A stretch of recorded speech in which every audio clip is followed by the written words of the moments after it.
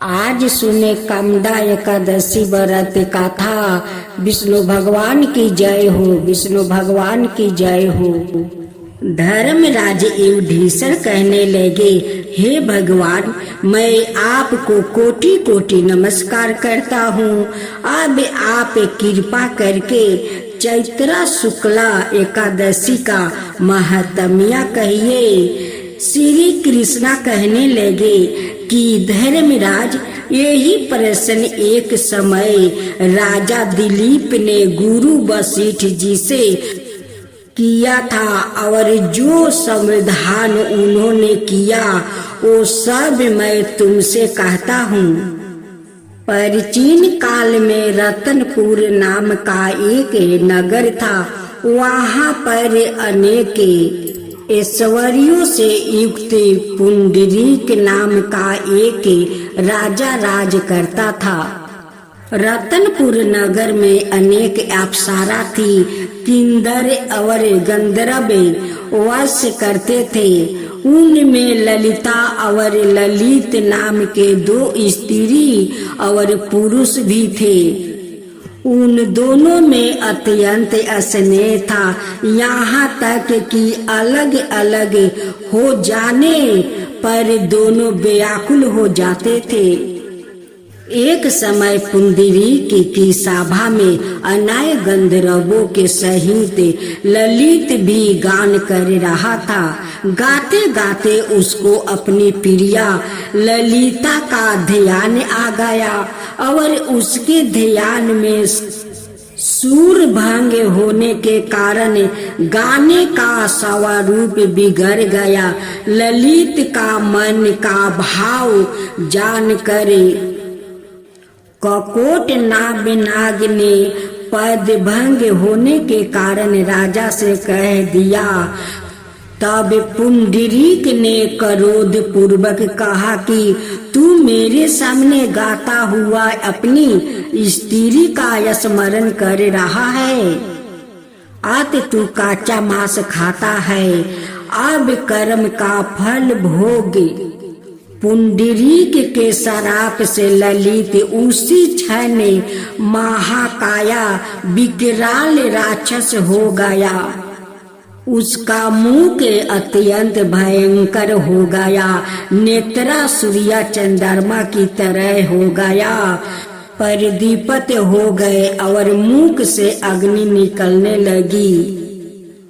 उसकी नाक पर्वत की केंद्रा के समान विशाल हो गया और गर्दन पर्वत के समान लगने लगी। सिर में बाल पर्वतों पर खरे वृक्षों के समान लगने लगा और भुजाएं अत्यंत लंबी हो गई।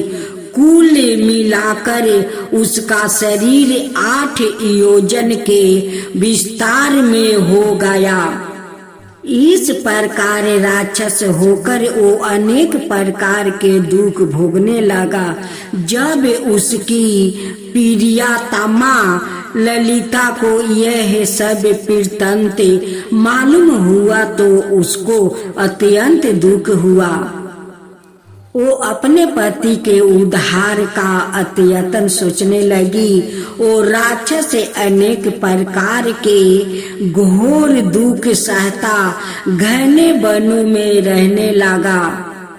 उसकी स्त्री उसके पीछे पीछे जाती है और अनेक प्रकार से विलाप करती रहती है। एक बार ललिता अपने पति के पीछे घूमती घूमती विंध्याचल पर्वत पर चली गई, जहाँ पर सिरिंगी ऋषि का आश्रम था। ललिता शीघ्र ही सिरिंगी से प्रार्थना करने लगी। उसे देखकर सिरिंगी ऋषि बोले, हे सुबेग, तुम कौन हो और यहाँ किस लिए आई हो? ललिता बोली कि हे मुनि, मेरा नाम ललिता है।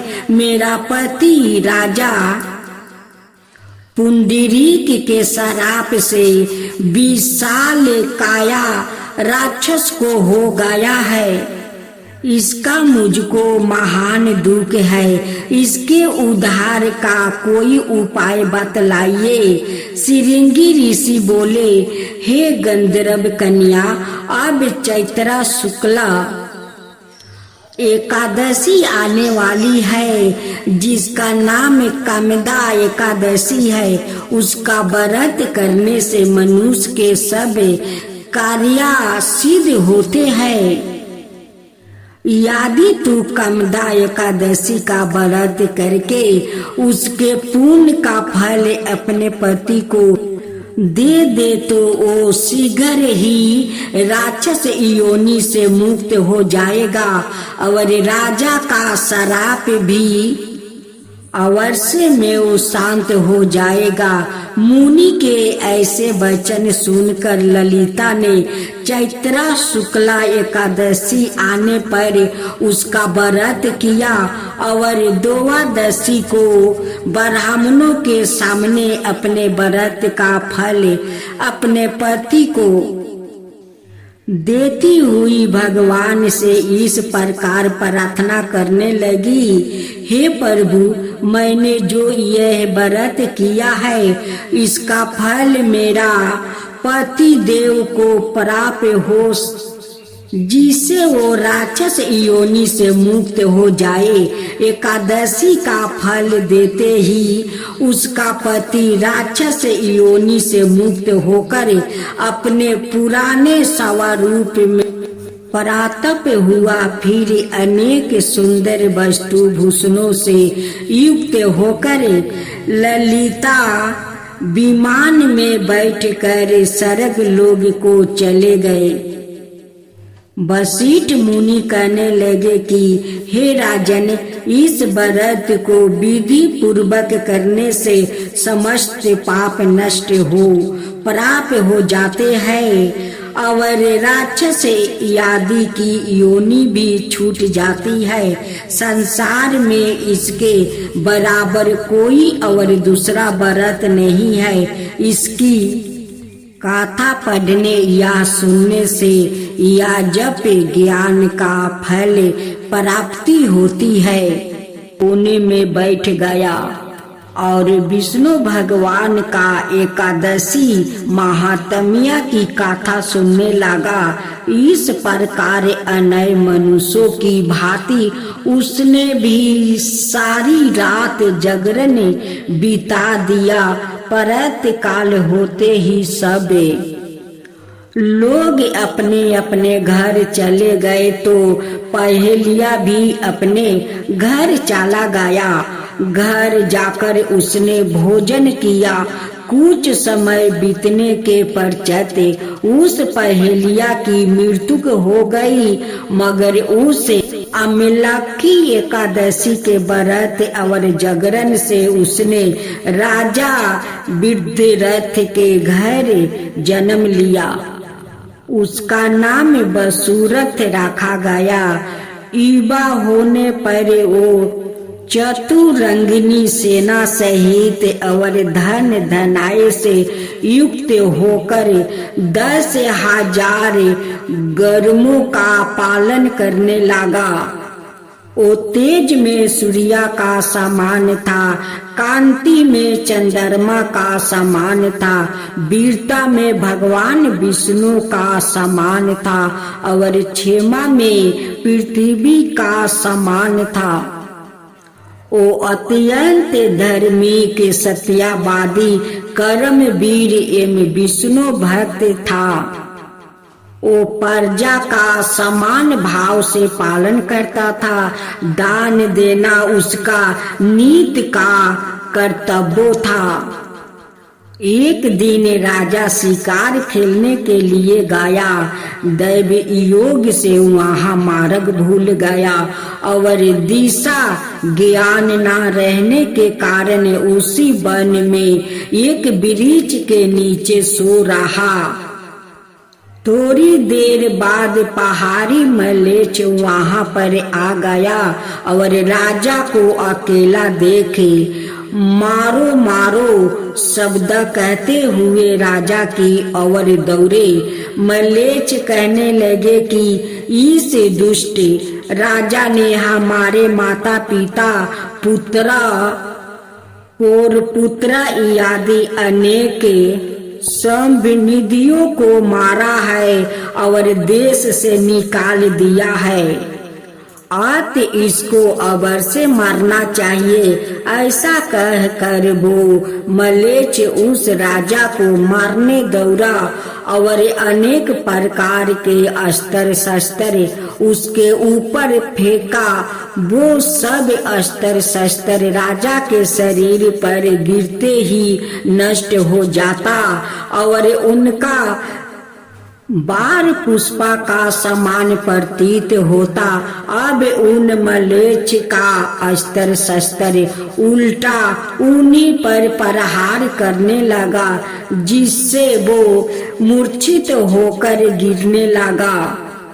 उसी समय राजा का शरीर से एक दिव्य स्त्री उत्पन्न हुई। वो स्त्री अत्यंत सुंदर होती हुए भी उसकी भूर किरीटी टेढ़ी थी। उसकी आंख से लाल लाल अग्नि निकल रही थी, जिससे वो दूसरों काल के समान प्रतीत होती थी। वो स्त्री मलेच्छों को मारने दौड़ी और थोड़ी ही देर में उसने सब मलेच्छों को काल के गले में पहुंचा दिया। जब राजा सोकर उठा तो उसने मलेच्छों को मारा हुआ देखकर कहा कि इन शत्रुओं को किसने मारा है? इस वन में मेरा कौन है? हीर तरसी रहता है। ऐसा विचार कर ही रहा था कि आकाशवाणी हुई, हे राजन, इस संसार में विष्णु भगवान के अतिरिक्त कौन तेरी सहायता कर सकता है? इस आकाशवाणी को सुनकर राजा अपने राज में आ गया और सुख पूर्वक राज करने लगा। महर्षि वशिष्ठ बोले कि हे राजन, यह अमलखी एकादशी का व्रत का प्रभाव था। जो मनुष्य इस अमलखी एकादशी का व्रत करते हैं वो प्रत्येक कार्य में सफला होता है और अंत में विष्णु लोक को जाते हैं। विष्णु भगवान की जय हो, विष्णु भगवान की जय हो, विष्णु भगवान की जय हो, विष्णु भगवान की जय हो। दैत्यराज कालनेमी की कन्या बिंदा का विवाह जलंधर से हुआ। जलंधर महाराक्षस था, अपनी साता के मध्य में चूर हो गया था। उसने माता लक्ष्मी को पाने की कामना से युद्ध किया, परंतु समुद्र से ही उत्पन्न होने के कारण माता लक्ष्मी ने उसे अपना भाई के रूप में स्वीकार किया। वहां से वो पराजित होकर वो देवी पार्वती को पाने की लालसा से कैलाश पर्वत पर गया। भगवान देव शिव का ही रूप धारण कर माता पार्वती के समीप गया, परंतु माँ ने अपने योग बल से उसे तुरंत पहचान लिया और वहां से अंतर ध्यान हो गई। देवी पार्वती ने क्रोध होकर सारा वृत्तांत भगवान विष्णु को सुनाई। जलंधर की पत्नी बिंदा अत्यंत पतिव्रता स्त्री थी। उसी के पतिव्रता धर्म की शक्ति से जलंधर ना तो मारा जाता था और ना ही पराजित होता था। इसलिए जलंधर का नाश करने के लिए बिंदा का पतिव्रता धर्म को भंग करना बहुत आवश्यक था। इसी कारण भगवान विष्णु ऋषि का भेष धारण कर वन में जा पहुँचे, जहाँ बिंदा अकेली बर्मन कर रही थी। भगवान के साथ 2 मायावीर राक्षस भी थे, जिन्हें देखकर बिंदा भयभीत हो गई। ऋषि ने बिंदा के सामने पल में दोनों को भस्म कर दिया। उनकी शक्ति देखकर बिंदा ने कैलाश पर्वत पर महादेव के साथ युद्ध कर रही थी। अपने पति जलंधर का बारे में पूछा। ऋषि ने अपने माया जाल से 2 बांदर प्रकट किया। एक बांदर के हाथ में जलंधर का सिर था और दूसरे के हाथ में धर था। अपने पति की यह दशा देखकर बिंदा मूर्छित होकर गिर पड़ी। होश में आने पर उन्होंने ऋषि रूपी भगवान से विनती की कि वो उसके पति को जीवित करे। भगवान ने अपनी माया से पुनः जलंधर का सिर धड़ से जोड़ दिया, परंतु सवाये भी वो उसी शरीर में प्रवेश कर गया। बिंदा को इस छल का तनिक भी आभास नहीं हुआ। जलंधर बने भगवान का साथ बिंदा पतिव्रता का व्यवहार करने लगी, जिससे उसका सतीव्रता भंग हो गया। ऐसे होते ही बिंदा का पति जलंधर युद्ध में हार गया। इसे सारी लीला का जब बिंदा को पता चला तो उसने क्रोध होकर भगवान विष्णु को हृदयहीन शिला होने का श्राप दे दिया। अपने भक्त के श्राप को भगवान विष्णु ने स्वीकार किया और शालिग्राम पत्थर बन गए। सृष्टि के पालनकर्ता के पत्थर बन जाने से ब्रह्मांड में अंश तुलन की स्थिति हो गई। यह देखकर सभी देवी देवताओं ने बिंदा से प्रार्थना किया कि वो भगवान विष्णु को श्राप से मुक्त कर दे।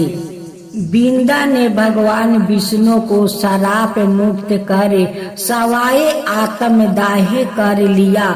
जहाँ बिंदा भस्म हुई वहाँ तुलसी का पौधा उगा।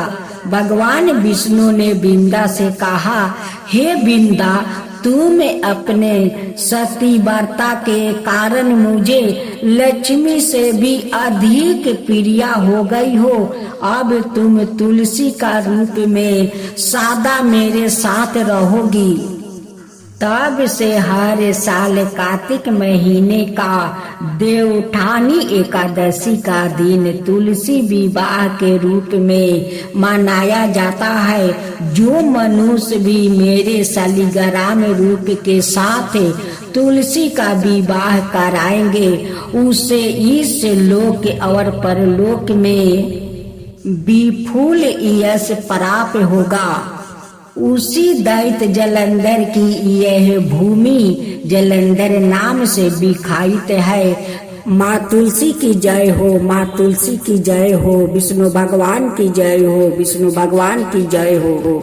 माँ लक्ष्मी की जय हो, माँ लक्ष्मी की जय हो। माँ लक्ष्मी की व्रत पूजा विधि। सबसे पहले एक चौकी पर माँ लक्ष्मी और भगवान गणेश की मूर्ति की स्थापना करे। ध्यान रखे कि मूर्ति का मुख पूर्व या पश्चिम दिशा में रखे। इसके बाद थोड़ा सा चावल डालकर लक्ष्मी जी के पास कलश की स्थापना करे। कलश के ऊपर एक नारियल में कपड़ा बांध कर रखे। इसके बाद गणेश जी के और चावल की 16 डेरिया बनाए या 16 मातृका की प्रतीक है। 9 ग्रह और 16 मृतका के बीच अवस्थित का चिन्ह बनाए। साथ ही 11 दीपक, खील, बतासे, मिठाई, वस्तु, आभूषण चंदन का लेपे, सुंदर कुमकुम, सुपारी पान फूल, दूभा चावल लवंग इलायची केसर कपूर हल्दी दूब अगरबत्ती। इसके बाद विधि विधान के साथ पूजन करे। सबसे पहले गाथा का पाठ करे, अंत में भगवान गणेश और माँ लक्ष्मी की आरती करे। एक गांव में एक ब्राह्मणी रहती थी। वो दिन प्रतिदिन भगवान विष्णु की आराधना करती थी। भगवान विष्णु उसकी भक्ति से बहुत प्रसन्न हुए और उन्हें अपनी प्रिया भक्त को दर्शन दिया। साथ ही ब्राह्मणी ने कहा कि तुमने जो वरदान मांगना है तुम मांग सकते हो। जब ब्राह्मणी ने इच्छा जाहिर करते हुए कहा कि वो चाहती है कि उसके घर में माँ लक्ष्मी का वास हो जाए। इसके बाद भगवान विष्णु ने उस ब्राह्मणी को अपने घर में माँ लक्ष्मी को बुलाने की तरीका बताया। भगवान विष्णु ने बताया कि तुम्हारे घर में कुछ ही दूरी पर जो मंदिर है वहाँ एक स्त्री आती है और वहाँ आकर उपले थापती है, तो तुम्हें उसे अपने घर आने का निमंत्रण देना होगा। वही माँ लक्ष्मी है। ब्राह्मणी ने भगवान विष्णु के कहे अनुसार ही किया। ब्राह्मणी ने उस स्त्री को अपने घर आने का निमंत्रण दिया। तब माँ लक्ष्मी ने उस ब्राह्मणी से कहा कि वो 16 दिन के लिए माँ लक्ष्मी की पूजा करे। माँ लक्ष्मी के कहे अनुसार ब्राह्मणी ने 16 दिन तक माँ लक्ष्मी की उपासना की। माँ लक्ष्मी ने फिर उस ब्राह्मणी को आशीर्वाद दिया और उसके घर में निवास किया। तभी से जो व्याकृत चैत्र महीने के माँ लक्ष्मी की इन 16 दिन तक उपासना करता है, माँ लक्ष्मी उसे प्रसन्न होकर उसे सुख समृद्धि का आशीर्वाद देती है। ओम जय लक्ष्मी माता मैया, जय लक्ष्मी माता, तुमको निषिदिन सेवते हरि विष्णु दाता। ओम लक्ष्मी माता उमा राम ब्राह्मणी, तुम ही हो जग माता। सूर्य चंद्रमान धावते नारद ऋषि गाता। ओम जय लक्ष्मी माता। दुर्गा रूप निरंजनी सुखी सनपति दाता। जो कोई तुमको धावते ऋषि रिधि सिद्धि धन पाता। ओम जय लक्ष्मी माता। तुम्हें पाताल निवासिनी, तुम्हें ही सुविदाता। करम प्रभाव पारकासिनी, भाव निधि की ताराता। ओम जय लक्ष्मी माता। जिस घर में तुम रहती सब सद्गुण आता। सब संभव हो जाता, मन नहीं घबराता। ओम जय लक्ष्मी माता। तुम बिना ज्ञान न हो बेबस्तर ना कोई पाता। खान पान का भाव सब तुमसे ही आता। ओम जय लक्ष्मी माता। शुभ गुण मंदिर सुंदर चिरदानी जाता। रतन चक्र दर्शन तुम बिना कोई नहीं पाता। ओम जय लक्ष्मी माता। श्री लक्ष्मी जी की आरती जो कोई कोई जन गाता, उरे आनंद समाता, पाप उतर जाता। ओम जय लक्ष्मी माता, मैया जय लक्ष्मी